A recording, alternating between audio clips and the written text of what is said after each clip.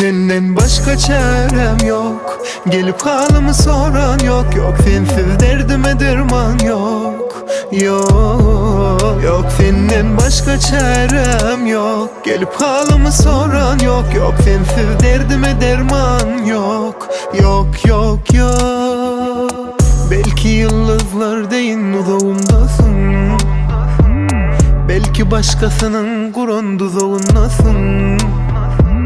Ya ağır tolkunlu kırıktasın, ya da sen hemen neyin soğuktasın.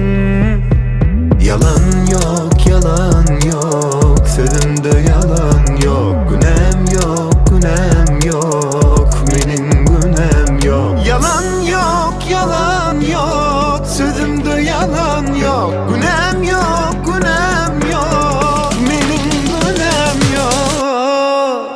Yok senden başka çarem yok. Gelip halımı soran yok. Yok sensiz derdime derman yok.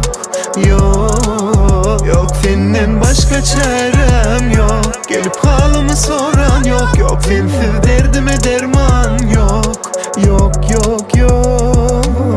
Yer bilen asmanın bir içini bilsenem, içim kan ağlayak kıyırıp gülsemem. Sen başkasına gidip yine gelsenem, razı bırca yüzünü görsemem. İyidime seyretmem gitsem bu yerlerden, ağlanmalar mehtelem o kıyımdan. Durmuş parkıma der hemmesi dıyımdan, dıyımdan çünkü kafıklı der diyimden. Yalan yok, yalan yok, sözümde yalan yok. Günem yok, günem yok, benim günem yok. Yok senden başka çarem yok.